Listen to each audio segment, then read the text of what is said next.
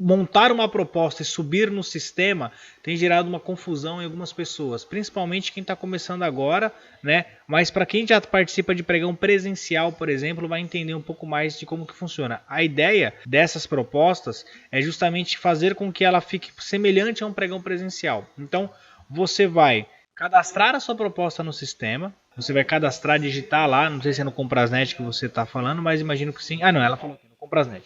Você coloca lá, preenche a descrição, né? Coloca lá valor unitário, quantidade, valor unitário, valor total, marca, modelo, fabricante, marca, modelo e a descrição do item. Isso aí é a parte do sistema, você vai digitar, beleza.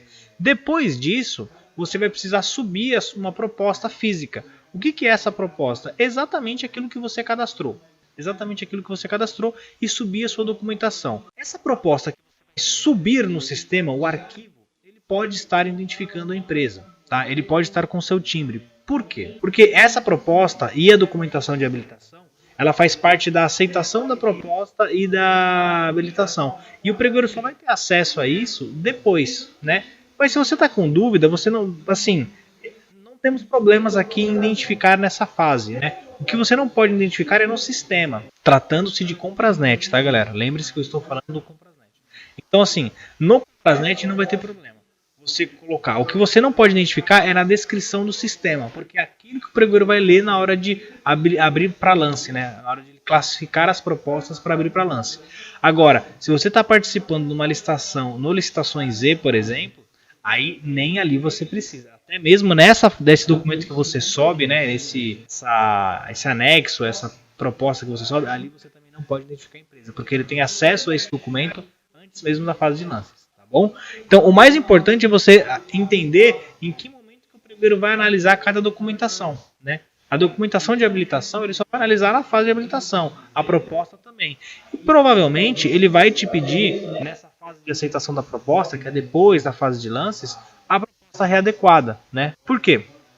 Porque ali você vai ter que colocar os valores que você ganhou, né? Você provavelmente vai cadastrar um valor X e durante a fase de lances a chance é que você mude esse valor justamente por estar dando lances, né? Então você consiga altere o valor que você deu inicialmente, aí ele vai pedir para você apresentar uma já com os valores realinhados, readequados, ajustados, cada um dá um nome, beleza?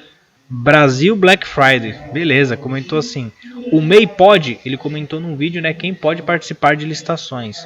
Pode, o MEI pode participar de licitações, viu? O MEI, ele é uma pessoa jurídica, assim como qualquer outra, né? Tem CNPJ, inclusive ele faz jus a benefícios que a ME e a EPP têm nas licitações, né? Então, se você tem por acaso aí uma ME ou uma EPP e quer participar das licitações, você vai concorrer em pé de igualdade com o MEI. Na verdade, eu não diria nem em pé de igualdade, porque o MEI ele tem ainda um benefício a mais que é a questão do imposto, né? O imposto dele é fixo, independente de quanto que ele fature, né? Muitas das vezes pode ser bom, mas às vezes pode ser ruim, mas a grande maioria das vezes, se você fatura alguma coisa, é bom. Beleza?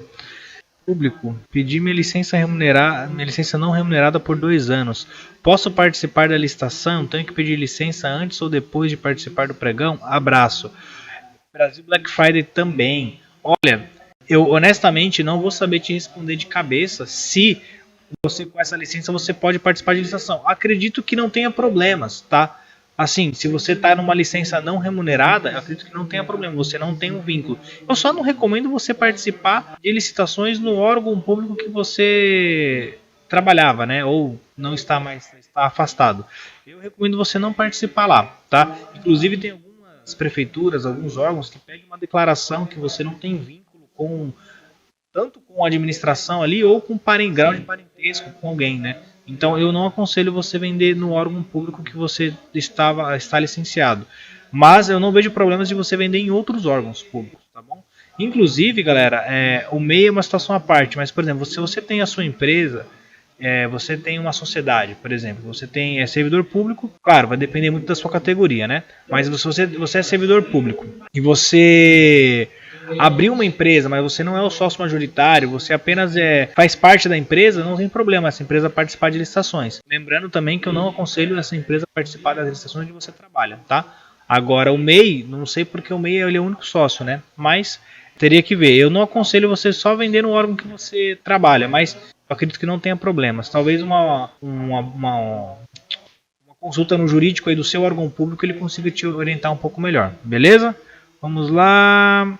Ah, Carlos Eduardo, Serra ou Garça? Respondem essa no café de quinta. Não deu, no de quinta geralmente não dá para ele, não é o de responda dos vídeos, mas eu respondo aqui hoje, beleza, Carlos? Vamos lá. Caso eu tenha um atestado de capacidade técnica para um objeto mencionado, até mesmo a nota fiscal referente, é bom ainda assim reconhecer firma? Olha, se você tiver condições, Carlos, de reconhecer firma das assinaturas do seu atestado, eu recomendo, tá? Por que eu recomendo? Porque assim, você vai gastar para reconhecimento de firma um valor baixo, né? E aí depois você pode tirar várias cópias autenticadas daquele atestado. E a cópia autenticada não vai precisar reconhecer firma de novo. Então assim, é um custo mínimo para você ter um atestado ainda mais completo, né? Você já vai ter um atestado com firma reconhecida, com nota fiscal. Fica muito mais difícil alguém ponderar, questionar e dar muito mais segurança pro pregoeiro, né? Inclusive, eu já vi licitação que pede reconhecimento de firma no atestado. Já vi, não é a regra, tá? Não é a regra. Mas eu já vi licitação que pede reconhecimento de firma em atestados. Então, se você puder, eu aconselho. Por quê? O atestado, galera, ele não tem prazo de validade. Claro que é bom você ter atestados recentes, mas ele não tem prazo de validade, né? Então, assim, você tem um atestado hoje 2010 de um órgão público ou até mesmo de uma empresa privada.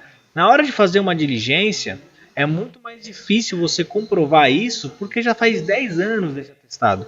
Então, se você tem um atestado e você, quando emite ele, já reconhece firma, já anexa ou já menciona o número da nota fiscal, é muito mais fácil, tanto para você comprovar para o órgão público que aquele atestado é verdadeiro, quanto para o órgão público verificar isso também, né? Ele fala, pô, essa pessoa aqui provavelmente nem trabalha mais lá, ou que trabalha, enfim, mas tem firma reconhecida, ou seja, a pessoa na época foi lá, assinou, reconheceu firma, consta o número da nota. Se você já puder até deixar anexado a nota fiscal da época, é muito mais fácil. Ele fala, pô, o cara não forjou esse negócio agora, né? Ele não fez esse atestado, tem 10 anos atrás, pô, o cara tava junto com o atestado veio uma nota fiscal de 10 anos atrás, ou seja, ele prestou esse serviço, entregou esse material na época, né? Então, é muito mais... como é que eu posso dizer? É muito mais seguro para ambas as partes se você tiver esse grau de detalhamento no seu atestado, né? Constar a nota, reconhecimento de firma, isso sem contar aquilo que eu falei, que provavelmente você deve... Provavelmente não, mas a gente já encontrou algumas licitações que pedem esse reconhecimento de firma no atestado, beleza? Vamos lá, Célio, no Facebook. Célio, toda proposta tem que ter planilha? Nem sempre. Nem sempre, tá? A maioria dos editais, eles não pedem planilha de custos, mas depende do que você vende, né? Por exemplo, se você é um prestador de serviços, principalmente serviços contínuos, que a gente chama, né? O que é um serviço contínuo? É um serviço que a administração pública ela vai precisar todos os anos, né? E aí ela consegue justificar isso e pega pode fazer um contrato de até 5 anos, né? De serviços contínuos, geralmente pede-se planilhas, serviços com dedicação exclusiva de mão de obras, né? O que é um serviço com dedicação exclusiva de mão de obra? É o vulgo demo, né? Mas não é nisso que você está pensando, é justamente a abreviatura de dedicação exclusiva de mão de obra. É quando o funcionário que você contrata na sua empresa, ele trabalha exclusivamente no órgão público, né? Exemplo, se você contrata um recepcionista, um auxiliar de limpeza, um porteiro, copeiro, motorista, são funções que a pessoa trabalha exclusivamente no órgão público, ela não trabalha na sua empresa, né? Então, ele tem uma dedicação exclusiva da mão de obra no órgão público. Então, nesse caso, é pedido planilha de custos. Aí você tem que colocar lá, ela é geralmente dividida, se não me engano, em 4 etapas, né?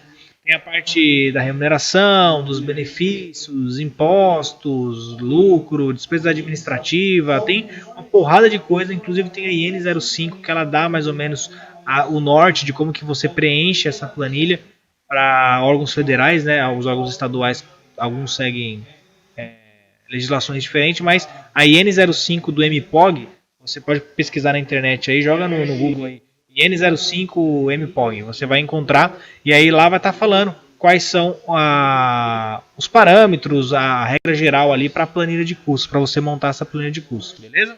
Então, para serviço, é quase que obrigatório. Agora, para produto e para alguns outros serviços não é preciso, né? Para produto é quase raro, quase raro não, é muito raro você encontrar, é quase você vê, mas você às vezes encontra. E para serviços depende dos serviços, né? Esse serviço que eu falei de dedicação exclusiva de mão de obra ou serviços contínuos geralmente vai precisar, beleza? Mas fique tranquilo que se você trabalha com prestação de serviço, o seu contador ele vai conseguir te ajudar. Né? Por quê? Ele já faz isso. Ele sabe qual que é o salário base da categoria, ele sabe quais são os impostos que ele vai recolher, ele sabe qual que é o valor do auxílio transporte na região, ele sabe se aquela categoria faz benefício à cesta básica, faz benefício sei lá, plano de saúde, enfim. Ele vai saber tudo isso. Ele vai conseguir montar a planilha para você. Claro, alguns contadores têm uma facilidade maior por já trabalhar com isso, outros não. Né? Mas você vai conseguir aí, conversando com o seu contador, te ajudar a fazer essa planilhazinha. Se for serviço contínuo, né? Vamos lá. Teve uma dúvida aqui no Face, vamos começar a responder as dúvidas. Cleide Ferreira. Bom dia, eu tenho uma dúvida em relação ao horário de entrega da proposta. Sempre é às 8 ou às 9? Só pode ser nesse horário? Das licitações não participei ainda, só participo das cotações. Não tem regra, tá, Cleide? O órgão público ele coloca o horário que ele quer. Assim, dentro do horário comercial, claro, né? Então, não sei se você está falando de licitação eletrônica ou licitação presencial, mas ambas não tem regra. O órgão público pode iniciar a licitação a qualquer momento, né? Ele pode falar, a licitação vai ser iniciada às 9, às 10, à 1 da tarde, às 2. Geralmente o pessoal coloca de manhã porque sabe que uma licitação não acaba em 1 hora, né? Então, quando eu era pregoeiro, eu já marcava geralmente para as 10, por exemplo. Por que eu marcava para as 10? Porque no quartel, a atividade física lá era das 7h30 às 9h30, né? 9h30 pronto na sessão já, né? Então eram basicamente 2 horas, mas nessas 2 horas já tinha que estar de banho tomado, tudo fardado, bonitinho lá na minha sessão. Então, você começava a fazer atividade física lá, tinha que correr com a tropa, fazer a atividade do quartel normal, né?